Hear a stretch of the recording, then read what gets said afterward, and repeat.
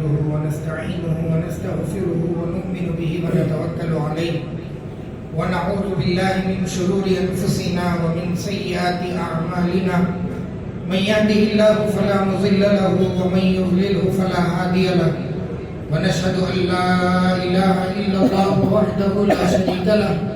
ونشهد أن سيدنا وسندنا ونبينا مولانا محمدا عبده ورسوله أما بعد فقد قال الله تبارك وتعالى في كلامه المجيد والفرقان الحميد بعد أعوذ بالله من الشيطان الرجيم بسم الله الرحمن الرحيم يا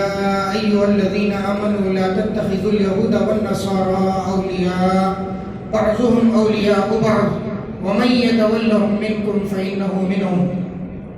وقال تعالى في موطن آخر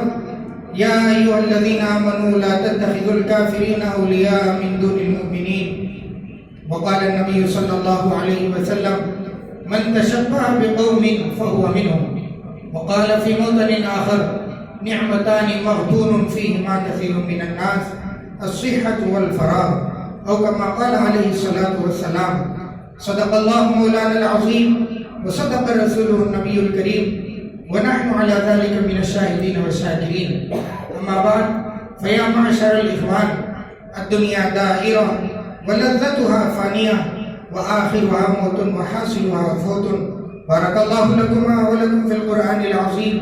ونفعنا وإياكم بالآيات والذكر الحكيم إنه تعالى جواد كريم ملك بر رؤوف رحيم رب حليم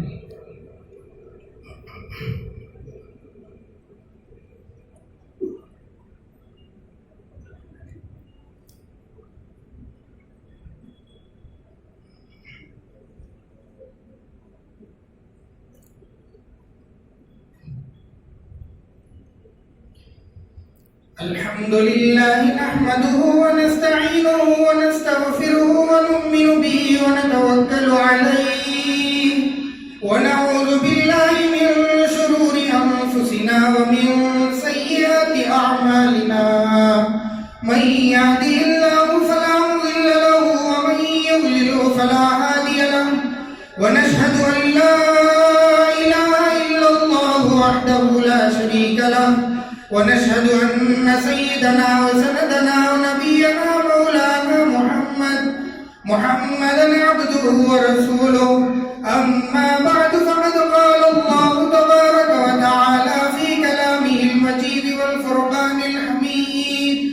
بعد أعوذ بالله من الشيطان الرجيم بسم الله الرحمن الرحيم إن الله وملائكته يصلون على النبي يا أيها الذين آمنوا صلوا عليه وسلموا تسليما اللهم صل وسلم وبارك على سيدنا محمد وعلى آله وأصحابه وأتباعه أجمعين إلى يوم الدين خصوصا على أمير المؤمنين سيدنا أبي بكر الصديق رضي الله تعالى عنه وعلى سيدنا عمر بن الخطاب رضي الله تعالى عنه وعلى أمير المؤمنين سيدنا عثمان بن عفان رضي الله تعالى عنه وعلى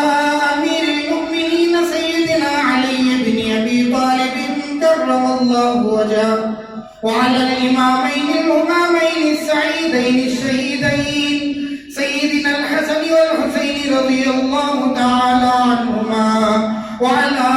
أمهما سيدة النساء فاطمة الزهراء رضي الله تعالى عنها وعلى عمي سيدنا الحمزة والعباس رضي الله تعالى عنهما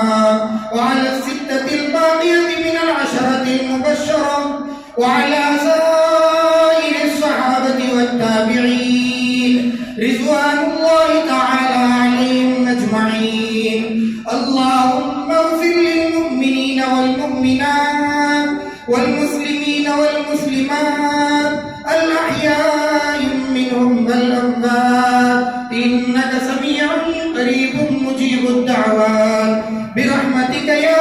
أرحم الراحمين أعوذ بالله من الشيطان الرجيم إن الله يأمر بالعدل والإحسان وإيتاء ذي القربى